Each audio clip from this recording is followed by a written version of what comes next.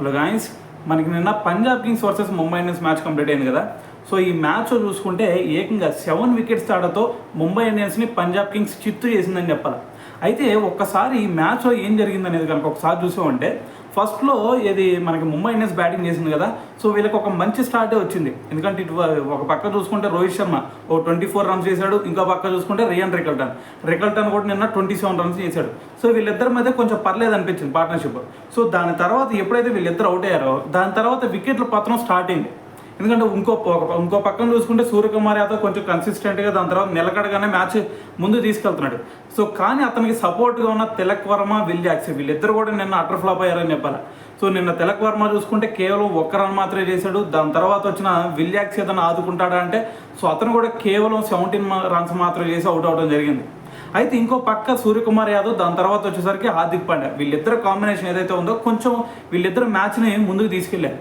So దాని తర్వాత ఎప్పుడైతే మనకి హార్దిక్ పాండ్యా అవుట్ అయ్యాడో సో దాని తర్వాత వచ్చిన నమ్మందిర్తో కలిపి, సో నమ్మందిర్ చూసుకున్నా సరే నిన్న ఒక 20 రన్స్ చేశాడు.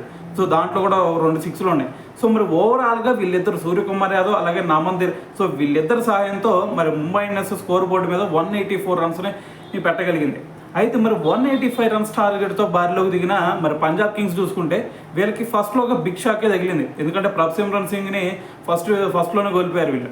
సో 13 రన్స్ మాత్రమే చేశాడు. దాని తర్వాత వచ్చేసరికి ప్రియాన్ షారే, దాని తర్వాత జోష్ ఇంగ్లీష్, వీళ్ళిద్దరి మధ్య ఏదైతే పార్ట్నర్షిప్ వచ్చిందో మ్యాచ్ మొత్తానికి కూడా ఒక సిమెంట్ వేసినట్టు అనిపించింది. ఎందుకంటే వీళ్ళిద్దరి మధ్య 109 రన్స్ పార్ట్నర్షిప్ వచ్చింది. సో దాన్ని బట్టి అర్థం చేసుకోండి, వీళ్ళిద్దరిని అవుట్ చేయడానికి ముంబై ఇండియన్స్ బౌలర్స్ నానా కష్టాలు పడ్డారు. సో చివరికి మనకి వచ్చేసరికి ఇది 62 రన్స్ చేసిన ప్రియాన్ షారే అవుట్ అవటం, దాని తర్వాత జోష్ ఇంగ్లీష్ ఒక 73 రన్స్ చేసి అవుట్ అవటం. సో మరి దాని తర్వాత కొంచెం ఫ్రీ అనిపించింది. అయినా సరే దాని తర్వాత బ్యాట్స్మెన్ చూసుకుంటే శ్రేయస్ అయ్యర్ ఉన్నాడు, దాని తర్వాత నెహాల్ వదేరా.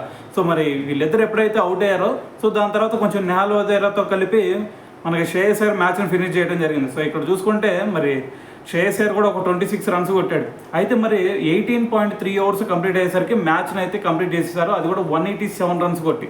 సో మరి దీంతో ఈ విజయంతో మరి క్వాలిఫైయర్ 1లోకి మరి పంజాబ్ కింగ్స్ అయితే వెళ్ళడం జరిగింది. ఇంకో పక్క చూసుకుంటే ముంబై ఇండియన్స్ ఖచ్చితంగా వీళ్ళు ఎలిమినేటర్ మ్యాచ్ ఆడాలా. సో దాని తర్వాత మరి ఎల్ఎస్డి మీద ఆర్సీబీ మ్యాచ్ ఉంది కదా. సో ఆ మ్యాచ్లో ఎవరైతే గెలుస్తారో మరి వాళ్ళు మరి క్వాలిఫైర్ 2కి మనకి గుజరాత్ టైటన్స్ ముందుకెళ్ళాలా లేదు అంటే ఆర్సీబీ ముందుకెళ్ళాలా అనేది ఆ మ్యాచ్తో అయితే డిసైడ్ అవుతుంది అనమాట. సో మరి చూద్దాం మరి పంజాబ్ కింగ్స్తో ఎవరు ఆడతారు, దాని తర్వాత ముంబై ఇండియన్స్తో మరి ఎలిమినేటర్లో ఎవరు ఆడతారు అనేది సో మరి ఆ మ్యాచ్తో అయితే క్లియర్గా మనకైతే అర్థమైపోయింది. సో ఏదైనా సరే మరి నిన్న మ్యాచ్ ఓడిపోవడానికి అసలు మెయిన్ రీజన్ ఏంది అనేది సో మీరేమనుకుంటున్నారు అనేది కింద కామెంట్ చేయండి.